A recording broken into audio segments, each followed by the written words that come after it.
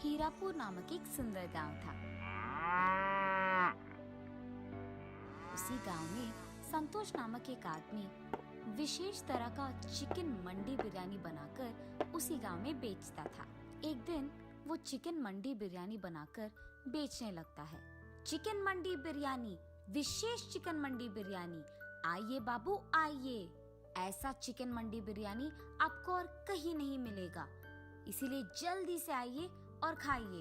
एक चिकन मंडी बिरयानी का सिर्फ 250 रुपए। जल्दी आइए बाबू, जल्दी आइए। उसके ऐसे चिल्ला चिल्ला कर बेचने के कारण आते जाते लोग उसी के मंडी के दुकान जाकर वहाँ बिरयानी को खरीद कर खाते थे। अरे संतोष, तुम्हारे तरह ये विशेष बिरयानी और कोई नहीं बना सकता। कितना ताजा और कितना स्वादिष्ट है ये बिरयानी। सच में तुमने कमाल कर दिया। ये तो मुझे पता है कि मेरे तरह इस विशेष चिकन मंडी बिरयानी को यहाँ और कोई नहीं बना सकता। ये कह के वो उसके दुकान आए हुए मेहमान को बिरयानी देते हुए रहता है।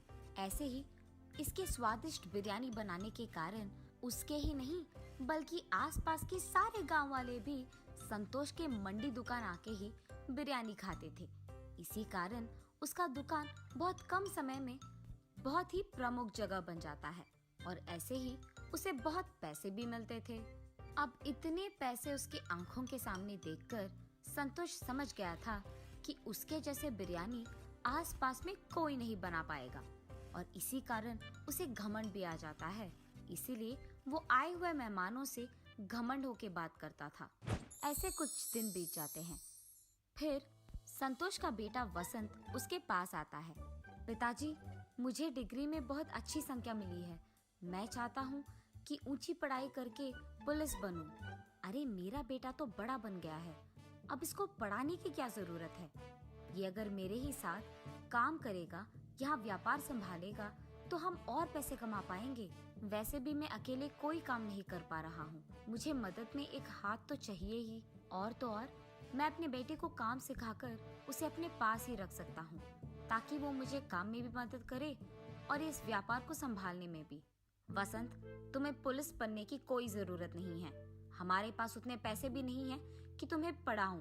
इसीलिए यही बेहतर है कि तुम मेरे साथ व्यापार में साथ दो और यहाँ दुकान में मुझे मदद भी चाहिए। और तो और ऐसे हमारे व्यापार को संभाल के मेरे साथ मदद करते हुए काम करोगे तो पुलिस की नौकरी की वेतन से बहुत ज्यादा कमा पाओगे। और कब समझोगे बेटा? मेरे साथ काम करो, ज्यादा पैसे कमाओ और खुश रहो। अब चुपचाप कल से यहाँ शुरू हो जाओ, ठीक है? क्या मैं अपना पढ़ाई रोककर पापा के साथ मंडी की बिरयानी बना के उसे बेचूं? हाँ, अब अगर पापा की बात नहीं सुनूंगा तो वो बहुत बुरा मान जाएंगे। तो अब करना ही पड़ेगा और उनका बात सुनना ही पड़ेगा। यही सोचते हुए वो निराश होकर अपने घर चले जाता है और इस सोच में पड़ जाता है कि वो क्या करे। अरे हाँ, मैं ऐसा कर सकता हूँ। मैं पापा के साथ सुबह दुकान में उनकी मदद करूँगा और शाम को घर लौटते ही अपनी पुलिस ट्रेनिंग के लिए तैयार हो जाऊंगा। पैसे मैं पापा को पता चले बिना माँ से ले लूंगा।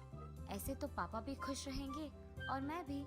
ऐसे ही उसके बाद उसके फैसले के मुताबिक ही वसंत दिन में अपने पापा के साथ और उनकी मदद करते हुए रहता था और रात में उसकी माँ की सहायता से पुस्तकों को खरीदकर पुलिस बनने की तैयारी करता था।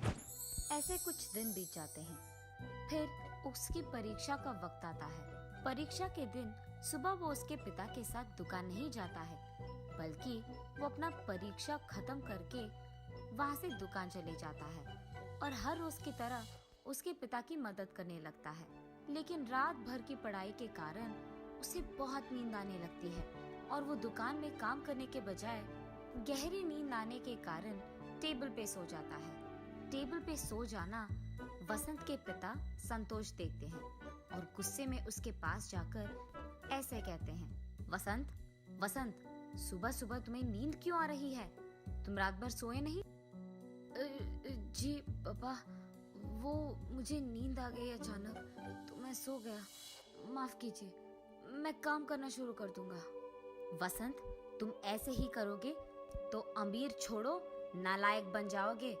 और इतना ही नहीं, ये दुकान ही हमें वो पैसा देगा जिसके सपने हम देख रहे हैं। ऐसे ही सोते रहोगे तो सपना सच कब करोगे? ऐसे गुस्से में उसको डांटकर संतोष वहाँ से चले जाता है।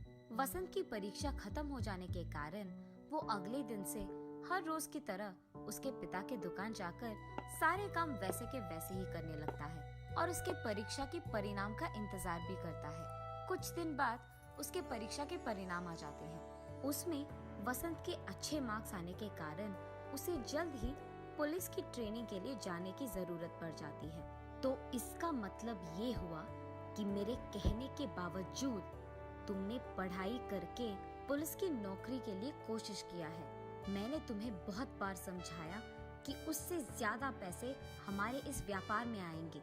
चलो छोड़ो, तुम्हें तो वैसे भी ये बातें समझ में नहीं आएंगी। अब से तुम्हारे बिना भी यही व्यापार अच्छा चलेगा और अकेले ही मैं इसे खूब चला सकता हूँ। तुम्हारे आने या जाने से कोई फर्क नहीं पड़ता है और अब से तुम्हारा घर में रहना या ना रहना तुम्हारी मर्जी है। इससे मुझे कोई फर्क नहीं पड़ेगा। अब से मुझे तुम्हारी जिंदगी के बारे में कुछ भी नहीं पता चलना है। तुम्हें जो करना है करो। ऐसे गुस्से में वसंत पे क्रोधित होकर संतोष वहाँ से चले जाता है। काश पापा समझ पाते कि पुलिस की नौकरी मेरे लिए बहुत जरूरी है और यही मेरा ख्वाब है, मेरा सपना है और मैं सिर्फ यही करना चाहता हूँ। अब नहीं समझ पा रहे हैं। आशा करता हूँ कि पापा कभी न कभी मेरी इस बात को, इस सपने को समझ पाएंगे। पर अगर अब मैं इनके लिए ये नौकरी छोड़ दूंगा तो आगे कभी नहीं कर पाऊंगा। इसीलिए मुझे देर नहीं करना होगा। अभी मुझे पुलिस की ट्रेनिंग के लिए चले जाना होगा।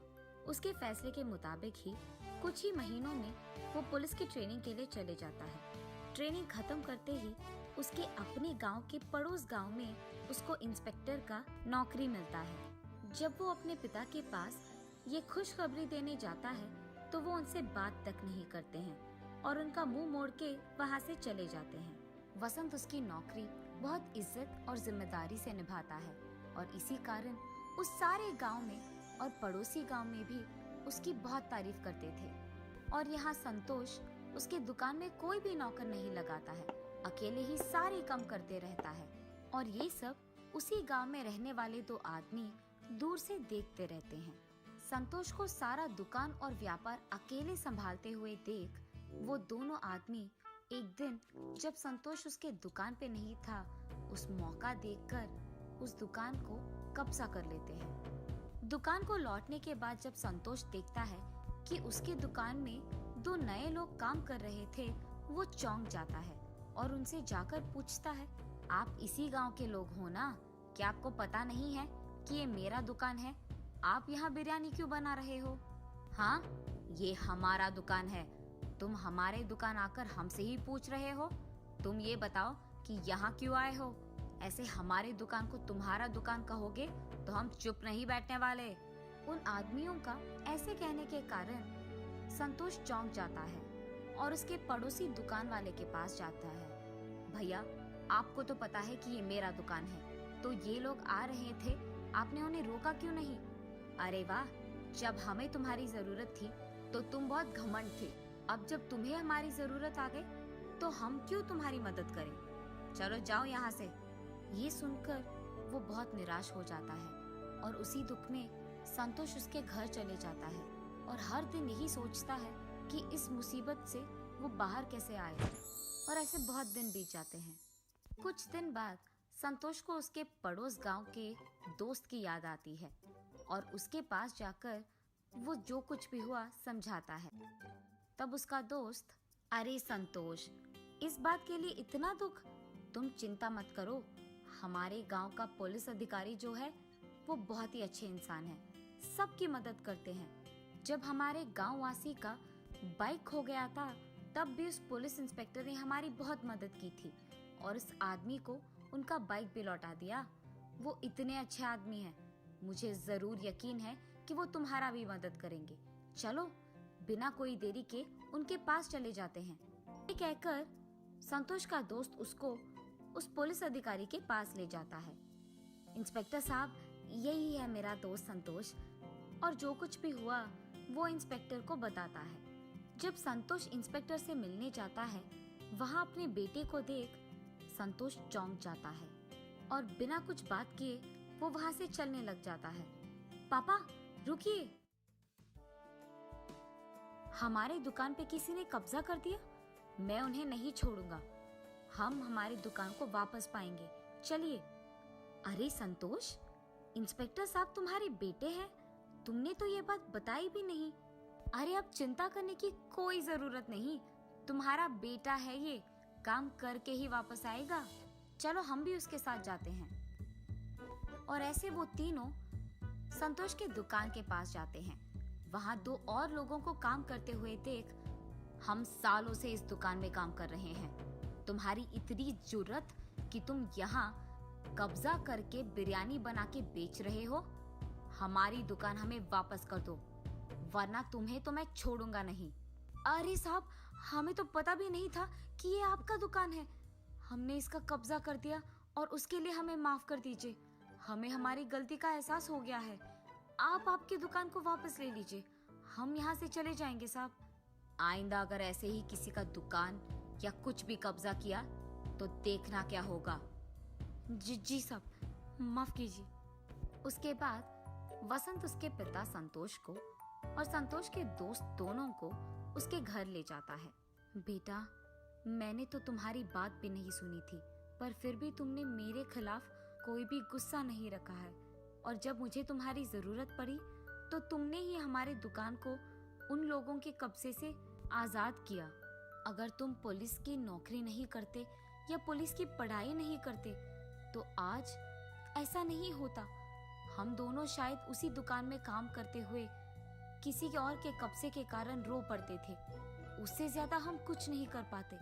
पर आज तुम्हारी इस पढ़ाई के कारण ही मैं इस मुसीबत से निकल पाया हूँ। आज तुम्हारी वजह से मुझे मेरी गलती का एहसास हुआ है। कोई भी नौकरी करते हुए ज्यादा पैसे कमाकर घमंडी रहना सही नहीं है। तुम्हारी तरह अच्छी पढ़ाई करके, मेहनत करके, काम करते हुए सारे गांव वालों का इज्जत कमाना सच्चा काम है और यही नेक और ईमानदार काम है। ये मैं समझ नहीं पाया बेटा, और इसके लिए मुझे माफ कर दो। पापा, आपको आपकी गलती का एहसास हो गया, मेरे लिए यही काफी है। चलो ये सब भूलकर हम पहले की तरह खुश रहेंगे। तब से संतोष घमंडी व्यवहार छोड़कर सभी के साथ अच्छे से बात करते हुए, मेहनत से काम करते हुए उसके व्यापार को संभालते रहता है। और दूसरी तरफ उसका बेटा वसंत पुलिस की नौकरी करते हुए सबकी सहायता करते हुए खुश रहता है। दोनों मिलकर उनके अपने अपने काम का इज्जत करते हैं और खुश रहते हैं।